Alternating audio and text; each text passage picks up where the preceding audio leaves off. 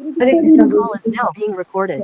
कृष्णा हरे कृष्णा हरे कृष्णा हरे कृष्ण गुरु जी हरे कृष्ण हरे कृष्ण जी हरे कृष्णा हरे गुरु जी दंड पंचांग प्रणाम।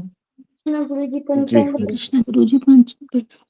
हरे कृष्णा हरे गुरु जी कृष्ण हरे कृष्ण हरे कृष्ण हरे कृष्ण ओम अज्ञानतिमिरान्धस्य ज्ञानाञ्जनशलाकया चक्षुरुन्मिलितं येन तस्मै श्रीगुरुवे नमः। जय श्री कृष्ण चैतन्य प्रभु नित्यानंद श्री अद्वैत गदाधर श्रीवासादि गौर भक्तवृंद। हरे कृष्ण कृष्ण कृष्ण हरे हरे हरे राम राम राम हरे हरे। ओके, हरे कृष्ण, सबका स्वागत है सत्र में।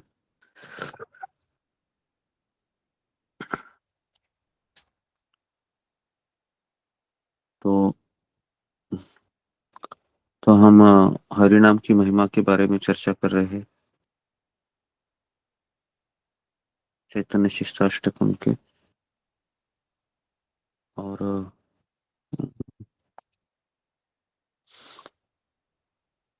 हमने दो अभी तक महिमा देखी थी।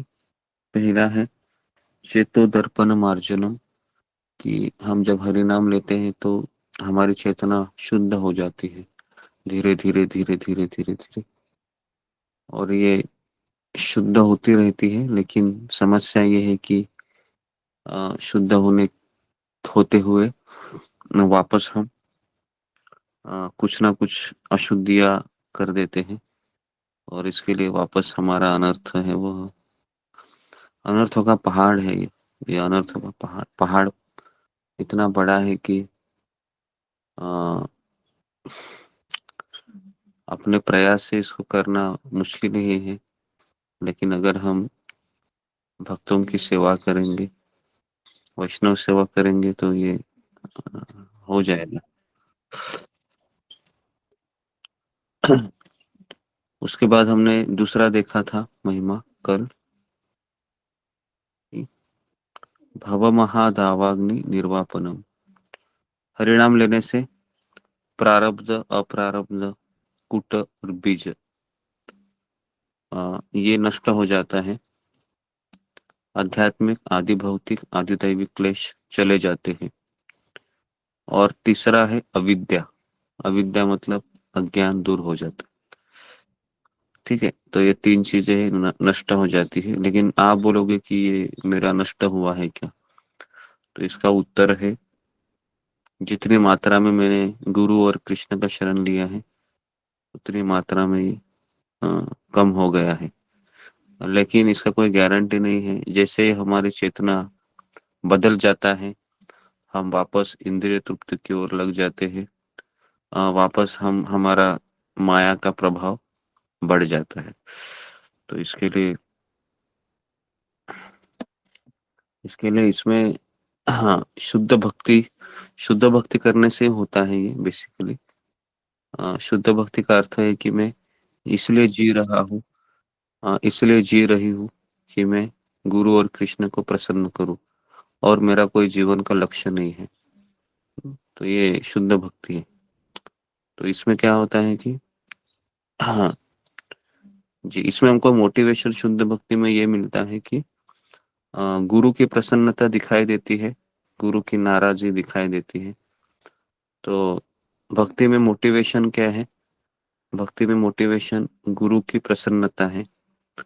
सकाम भक्ति में मोटिवेशन है फल की इच्छा है, और निष्काम भक्ति का मोटिवेशन है मुक्ति की अभिलाषा है।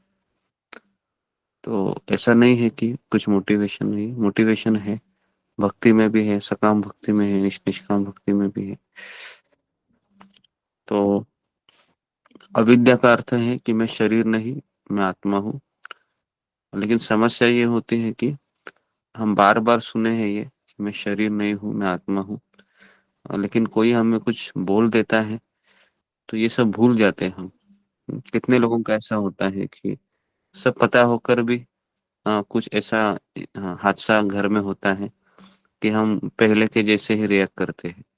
ऐसा होता है। हम वापस उसी तरीके से बात करते हैं। और कभी कभी तो सामने वाला व्यक्ति सोचता है कि अरे बाप रे, ये तो 4 बजे उठ भी रही है फिर भी ये ऐसा क्यों बोल रहा है। बराबर है, तो ऐसा होता है। तो क्यों होता है ये ऐसा, खुद मत, ये बार बार सुनने के बाद भी ऐसा क्यों होता है?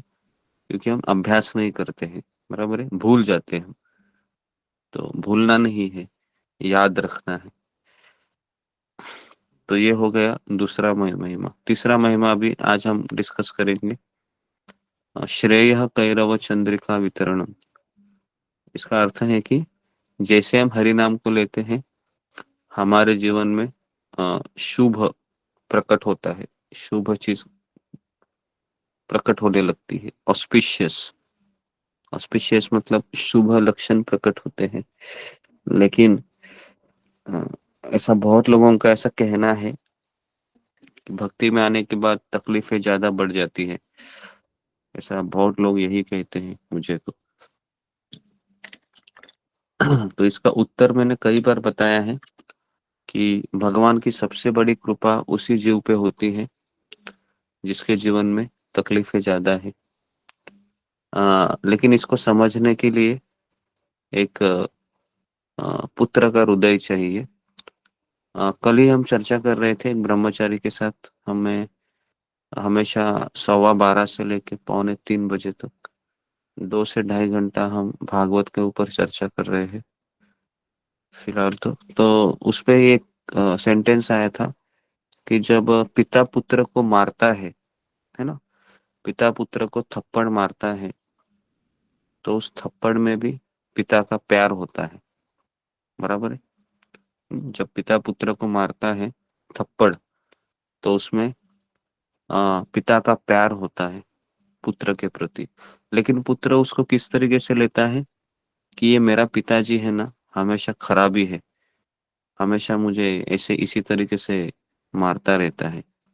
लेकिन अगर पुत्र ये समझ जाए कि मेरे पिता मुझसे प्रेम करते हैं और मेरे पिता चाहते हैं कि मैं सुधर जाऊं, तो ये मेरे लिए बहुत ही अच्छा है, तो फिर इस तरीके से पुत्र उसको सकारात्मक तरीके से लेगा। तो उसी तरीके से भगवान जब भक्त को चाटा मारते हैं, तो भक्त है वह इस तरीके से लेता है कि कृष्ण मुझे सुधारना चाहते हैं। तो वो हमेशा कृष्ण के प्रति कृतज्ञ रहेगा। और अगर वो ये सोचेगा ये कृष्ण के भक्ति करने से ना हमेशा प्रॉब्लम ही हो रहा है, कृष्ण को छोड़ के मैं शिव जी के पास थी वो या था वो बहुत अच्छा था, तो समझने का फिर गड़बड़ी है। ठीक है। तो ये एक चीज थी, कल हमने पढ़ी थी, हमें बहुत अच्छा लगा। ठीक है, इसके लिए पिता का चाटा है ये, तो इसको आप कृष्ण की इच्छा के रूप में स्वीकार कीजिए। हाँ। उसके बाद क्या होता है कि देखो, कृष्ण का चाटा मारना और हमारे कर्मों के कारण हमको चाटा मिलना, इसमें बहुत फर्क है। जिस तरीके से क्रिमिनल, जो क्रिमिनल होता है, जो अपराधी होता है, उसको सजा दी जाती है कि जेल में, पुलिस उसको बहुत पीटती है। लेकिन पुलिस का पिटना और एक पिता का पिटना, या पुलिस का मारना और पिता का मारने में फर्क है। तो जीवन में तकलीफें आएगी, भविष्य में और भी आएगी, क्योंकि ये मार्ग ही ऐसा है कि कृष्ण हमारी परीक्षा लेते हैं और लेते रहेंगे। हम कभी पास होंगे, कभी फेल होंगे, लेकिन फिर भी पिता पुत्र को अपनाता है। पिता कभी ये नहीं सोचता है कि अरे इस नालायक को मैं मार रहा हूँ फिर भी सुधर नहीं रहा है। नहीं, पिता हमेशा पुत्र के प्रति प्रेम करता ही रहता है, करता ही रहता है, करता ही रहेगा। तो कभी आप ऐसा मत सोचिए कि कृष्ण ये मेरे से प्रेम नहीं करते हैं क्या। तो नहीं, कृष्ण बहुत प्रेम करते हैं, लेकिन कृष्ण का सुधारना भी जरूरी है। ठीक है। तो इस तरीके से हमको सारी चीजें लेनी है, तब हम हरि नाम को अच्छे से लेंगे। फिर ये हरे कृष्ण महामंत्र हमको मीठा लगेगा, क्योंकि कृष्ण के प्रति हम हमारा प्रेम व्यक्त कर रहे हैं, गुरु के प्रति प्रेम व्यक्त कर रहे हैं। इसके लिए कृष्ण गुरु के रूप में हमारे जीवन में आते हैं, और जैसे ही गुरु आते हैं हमारे जीवन में, तो फिर हम अ, सकारात्मक तरीके से भक्ति में आगे बढ़ते हैं। तो इसके लिए तीसरा ये महिमा है कि जैसे हम भक्ति में आते हैं तो शुभ होने लगता है ना। एटलीस्ट मैं दावे के साथ कह सकता हूँ, भले ही आपके जीवन में तकलीफें हैं, लेकिन आपके हृदय में भगवान के प्रति प्रेम का आविष्कार हो रहा है, और इसलिए आप 4 बजे उठकर आते हैं, बराबर है। नहीं तो कलयुग में कौन आएगा इतने ठंड में 4 बजे उठकर, सोचेगा गद्दी में ही सोता रहूं, कुछ हो। तो इस तरीके से हमें इसको समझना है। कृष्ण मुझे आनंद दे रहे हैं, है ना, मुझे भी आनंद मिल रहा है, इसके लिए तो मैं कर रहा हूँ, नहीं तो मैं भी क्यों करता था। तो कृष्ण हमको आनंद देते हैं, मोटिवेशन मिलता है अंदर से। ठीक है, अभी जैसे ही ठंडी बढ़ेगी, तो लोगों की असुविधा होगी, भक्त शायद शुरुआत में कम आएंगे, तो उससे आप चिंता मत कीजिए।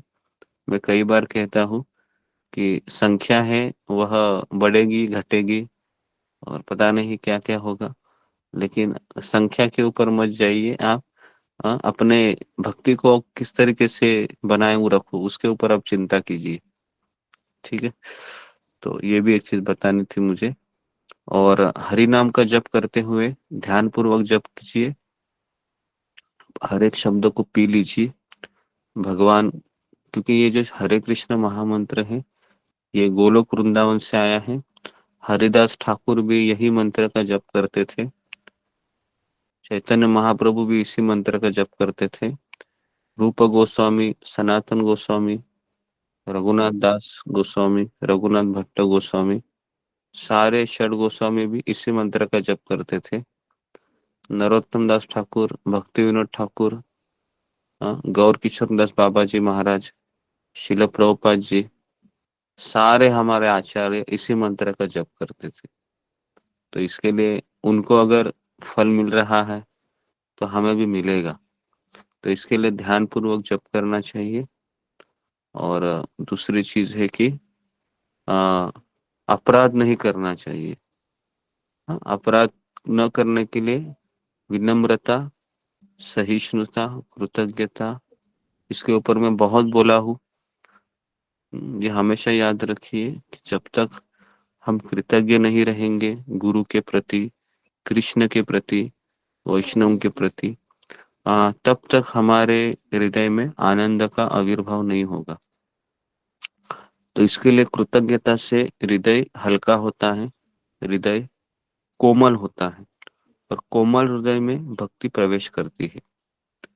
तो इसलिए हमें हर समय इस बात का ध्यान रखना है कि मैं कितना भाग्यशाली हूँ कि मुझे कृष्ण ने इतनी बड़ी कृपा किया है। एटलीस्ट भगवत धाम जाने का कुछ मार्ग मुझे मिला है, भले ही ये बहुत सारे कांचों के टुकड़े के ऊपर चलना है मुझे, लेकिन मेरे साथ बहुत भक्त है।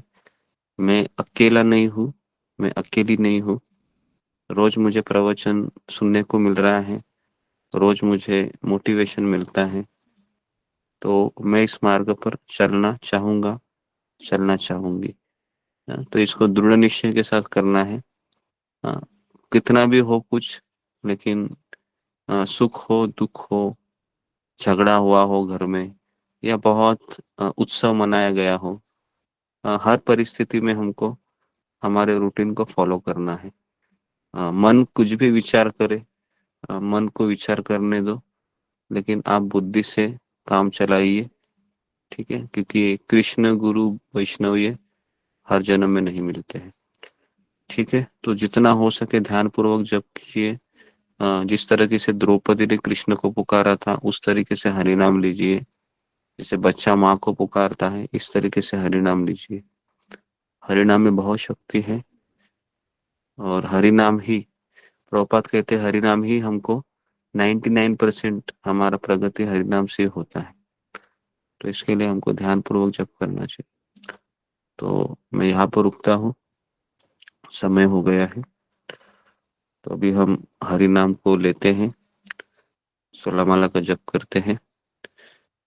हरे कृष्णा कृष्ण कृष्ण हरे हरे, हरे राम राम राम हरे हरे, हरे कृष्णा। श्रील प्रभुपाद की जय। हरि नाम प्रभु की जय। दंडवत प्रणाम गुरु जी। हरे कृष्णा। हरे कृष्णा हरे कृष्ण हरे कृष्ण गुरुजी पांचवी प्रणाम। जी। हरे कृष्ण प्रणाम। प्रभु जी दंडवत प्रणाम। हाँ जी जी, हरे कृष्ण। तो सब लोग जप करते हैं अभी। माला बुद्धू हरे लेता कृष्ण हूँ। गुरुजी पंचम प्रणाम। जी जी, हरे कृष्ण हरे कृष्ण।